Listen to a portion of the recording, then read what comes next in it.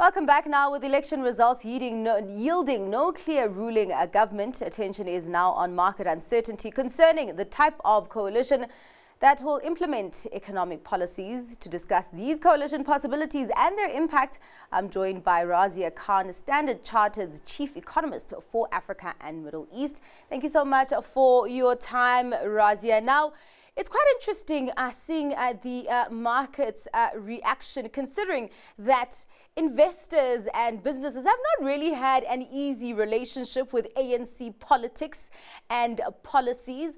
What impact, do you think the winds of change in South Africa's political landscape have and will have on, investor and business sentiment from an international observer perspective?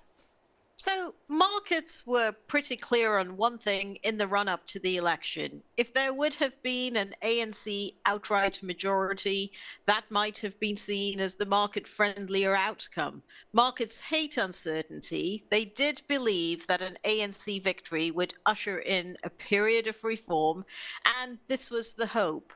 They were also very afraid that a large loss at the polls might mean more extreme outcomes in South Africa. Nobody could have predicted the extent to which the MK party had done as well as it did. But the concern is, what kind of policy influence does that bring to the table? There's also concern about some of the demands of the likes of the economic freedom fighters. So in the last few days, we've seen markets doing something of a reassessment of political risk in South Africa. The talk of the formation of potential coalitions, maybe we see something like a government of national unity, is considered to be no bad thing. It allows for the reform agenda to continue. There's likely to be a focus on economic growth, while it's seen to be lessening the political risk outcomes, those very adverse tail risk outcomes at the same time. Razia, it's quite interesting that you say nobody expected the rise of the MK party, and really what the results show is a collective voice of South Africans. And I wonder why the markets then, seem to be in divergence from what the collective of South Africans, are saying. Or is it a fact that we just have to accept that there'll always be this tension, from an investor and business point of view compared to what South Africans actually want? I think market participants understand the clear call for historic inequality in South Africa to be addressed. The degree of frustration with the weak pace of growth that hasn't necessarily allowed for that inequality in the recent past to be addressed as effectively as might have been the case.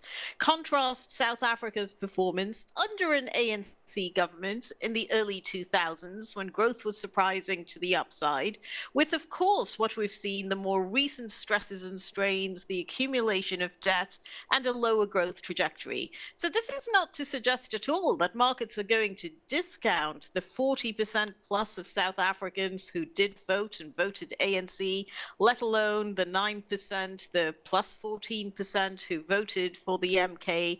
They realize that there is an important message in there. But what they also want to be assured of is that whatever reform agenda is going to be put in place really does address those needs. Are we going to be seeing centrist economic policy with a strong focus on reform, redistribution that can only come in the context of growth? It's very different depending on how a party imagines it might go about putting in place the conditions that allow for those concerns to be addressed. So let me be clear here. Markets are not saying there is anything wrong with the concerns as put forward, as suggested by South African voters, but they have more faith in the ability of some parties to deliver on those concerns, to address those concerns, than they do in others. It's simply that. Well, Razia, let's go deeper into this power sharing, because it is new territory for us on a national level in quite a number of years. And I wonder if there's a certain nervousness coming from investors and businesses that the ANC is actually talking to everybody, and that door is basically open at this point to anybody. Not necessarily, because I think the ANC has made it clear that while it is willing to talk to everyone, it's not necessarily going to engage in deeper negotiations with parties that might ask for something that's unconstitutional. Yeah. It's not necessarily going to be putting itself at risk and putting the stability of South Africa at risk by engaging in those deeper negotiations if there's the likelihood of uncertainty, if there are unrealistic demands, for example, for the removal of the ANC president. So of course, everyone is looking very closely at likely outcomes, but the belief that we see expressed, the rally in the currency that we've seen over the course of today, it has been a risk-on environment. But this is the belief that whatever outcome is envisaged, it's not necessarily going to be that tail risk scenario of great uncertainty, negative growth outcomes. It's unlikely to be negative for reform. And that is reassuring. Razia, do you think that there will be policy alignment in a coalition government in South Africa, considering also that there are key differences in the manifestos of the big four parties? Huge differences in the manifestos. And so this is what everyone's going to be paying particularly close attention to. Are there any similarities in the views? Is there any common point to which everyone can coalesce? Are there important things that different parties are trying to achieve that they can all rally around? This, of course, is going to be the crux of how easy it's going to be to form these coalitions.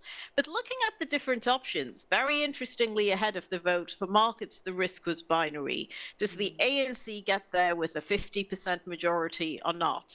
Suddenly there's talk of perhaps a minority government being workable, that perhaps there are some structures of governance that would allow for the views of other parties to be heard, but no fundamental change in terms of that centrist course of action. And it's almost as though it's opened up a range of different possibilities that markets are not necessarily going to be seeing as very negative outcomes. All right. Well, thank you so much. We are out of time. Thank you so much for giving us your insights on that, Razia. Of course, we will be looking out for the direction of capital flow as we get to the coalition deals on that front.